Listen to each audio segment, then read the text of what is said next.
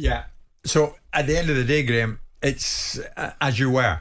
You think Manchester City will continue where they left off? I've got a sneaky feeling for Arsenal this year. So do I. De Bruyne, his influence will wane. He's at that age now where he's going to get muscle injuries. As fabulous as he's been, that will wane. The big centre forward, Haaland, will get goals wherever he plays. Yeah. He might get them out of the river time and time again. They will still be, for me, it's between Arsenal and City. City won't be far away. You know why? Because he's got so many good players. He can rotate them, and he's not shy in doing that. He's putting them.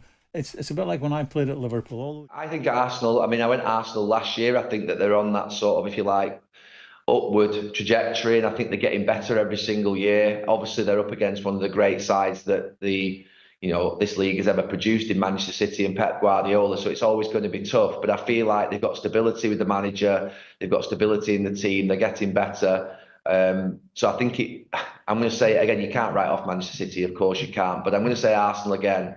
For this season, just because I feel like they're getting they were so close last year. I feel like they might be able to go that extra step. Guardiola, no matter what league he's in, more often than not, he wins the league title. And I think the only people to stop him, I think, was Jose Mourinho when he was at Real Madrid one season, and Jurgen Klopp a few seasons ago in the Premier League. So that shows how tough it is. It's been really tough for Arsenal, and tough on them, really, how close they've come in the last couple of seasons. But I know myself from my own experience with my team, Liverpool, it's a very difficult nut to crack as Manchester City. So I think most neutrals would hope that there's a different winner, and I'd probably say the same, because you don't want the same team winning year after year. But you have to take your hat off to Manchester City. The job Pep Guardiola's done on the team that they've got, they're still the team to beat. Manchester City team and this Arsenal team that are apparently slightly underwhelming was only 2 points. So the fact that they managed to hit 89 points, it's such a tally. It's such a huge tally. I used to be of the opinion that 90 points, if you could accrue 90 points, it made you a great. It made you a Premier League great. Then Guardiola got involved and Jurgen Klopp got involved, and they redefined what being a great is. Because when I was a kid, 90 points meant that you were comparable to the very best. Whereas now, 90 points means that you may not even win the league. Mm-hmm. But it's important to acknowledge that Arsenal were only 2 points shy of this incredible City achievement. And they did that by accruing 89 points. So when you think about what they're doing, you look at the way that they're speaking. I saw a great interview in The Times with Martin Odegaard, where he basically said, last year we made history. They broke all of Arsenal's records. They managed to amass more points than Arsenal have ever achieved. They did so in a more glorious way than has ever been done by Arsenal before. But ultimately, they didn't win anything. He said, last year we made history. Next year is when we're going to win silverware. And they started early, which I think is also very important. Like, they've been in Marbella. All of the Arsenal players that didn't go to the Euros. Martin Odegaard, for example, Jurrien Timber, for example, Ben White obviously didn't go. They've all been in Marbella training already, trying to get ahead of it, leaving no stone unturned. So I do worry, because I desperately don't want Arsenal to win the league, but I do worry that there is an inevitability about it. Because when you are perennially knocking on the door the way they are, second, I feel like there is an inevitability that the title challenge and title success will come. And you do see exactly why people are saying that Arsenal win the title, because I think they've got a great team spirit. The crowd, and I think Nedum said it, the crowd are now fully behind the team, behind the manager. There's a good team spirit there. They've got excellent players. They're just maybe one or two players slightly short, which I'm sure they're going to change. We've seen already one come in. And Manchester City, whenever I watch them, the player that, for me, inspires Manchester City, makes them from a brilliant side to a great side, is Kevin De Bruyne. And it all depends whether he's fully fit. And if he's not fully fit, and we've seen stats of how many goals he creates for Haaland, he's the key player. He still is the key player for Man City. And if he doesn't play or he's not fully fit, Manchester City aren't the same. With talent, I love their squad. The average age of them, they could dominate for the next 3 or 4 years if they have 1 or 2 additions.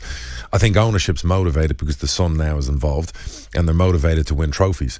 So I would expect Arsenal, it's like a golden period. I say clubs always have these golden periods, do you know what I mean? And I'm praying all the time for a Peterborough golden period, but I do think Liverpool had one with Klopp.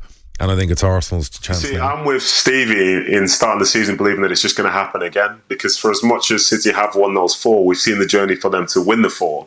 And as I said earlier in the show, they're like 1 week away from having won nothing all 4 seasons. So I'm not necessarily a believer in that. I think from my standpoint, obviously we know that City are a very good side. I think this is going to be a very significant year for them in terms of hearings and stuff like that in the first half of the season as such. But I like Arsenal. I like Arsenal a lot. I feel like that those players, I feel like they have growth within them. I think City are the product that they are right now. And I think on a season basis, they're more consistent than other sides, which is why they win the league. But I think the Arsenal side is still trending upwards, even though they finished in the 80-point bracket last season. I believe they can do better. I believe that moment last season, for example, when they lose at home to Aston Villa on a key point, I don't think that happens again next season if they're in with a chance of it, because those young players that they have, they're gaining more experience, they're getting better, the coaching's good, the stability of the football club's there, the manager's in a good position, the director of football, the engagement with the fans, and so I think they can get better again. So yes, City will be favourites because we know how good they are. But I think going through the first few months of the season, I think we'll see an Arsenal side that feel, in my opinion, just that little bit better than they were last year. Because, yeah, Mario, if you're to look at it right now and you don't think of what's come before, and you're just to look at the 2 squads and what we do know about these 2 teams right now, who have you got? I'm what Nate said, you know, like it's been going for a couple of seasons now, and I've been saying Arsenal, and every time it's almost like they disappoint me because I expect them to go all the way, and that long run sometimes have the difficulty to them, especially when it comes down to the winter period. That's when they start always having the surprises going on, because City knows how to do it. For me, it was more like if Guardiola would have made a change, then it would have been an obvious choice for me. But I still think Arsenal, like Nate said, I think Arsenal, they have the ingredients. They have everything set up for them to go all the way. 2 years in a row, you're second. Now, you need to be hungry to go and win it. And I'm not saying that, hey, we cannot count City out, because you just spoke about Savinho, we talked about Grealish, you know, like all those players that they almost have a winging side now at City that can beat anybody. How did Spain win the Euros? They had 2 wingers that could beat a player. And now City is setting it up again. So that is going to be the problem. But Arsenal, I expect them to, let's see, after 3? Come on, guys. Because I don't think that there was anything majorly missing. You know, when you analyse why Arsenal didn't win the league, I think part of the reason why they didn't win the league, and my reasoning as to why they didn't win the league, wasn't really anything to do with Arsenal. It was because Manchester City were supreme. Manchester City's brilliance is why Arsenal didn't win the league. Arsenal were excellent. They won a huge amount of games. They amassed a huge tally. They did everything right. It's not like they didn't score enough goals to win the league. It's not like they didn't keep enough clean sheets to win the league. It's not like they didn't win enough games to win the league. I know they didn't win it. But if they don't win it next year, and again they get nearly 90 points or 90 points, I don't think there's anything more they can do. It's very difficult to go beyond that.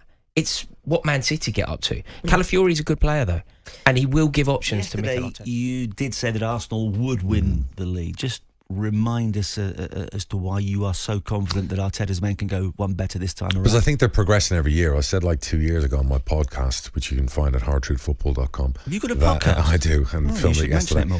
But what I said about a year ago was, I like what they're doing. I like the recruitment. I like they've gone young. I like the blend, the talent. I think Arteta's a very good coach. I think he's learned very well from Guardiola. And I said within 3 years they'll win a league title. They came last year. They had a bit of a wobble in the first year of the project, and obviously didn't finish well. The season just gone, could have won the league. Tight margins. Man City obviously were on a mission as usual. Never lose a game after January, did they?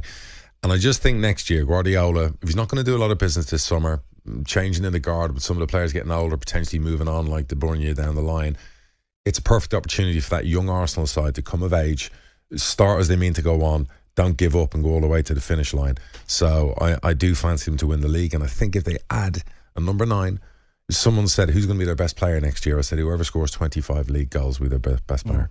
Who was their best player last season? I think there was 3 or 4. I think, their skipper, obviously, is always so instrumental to them.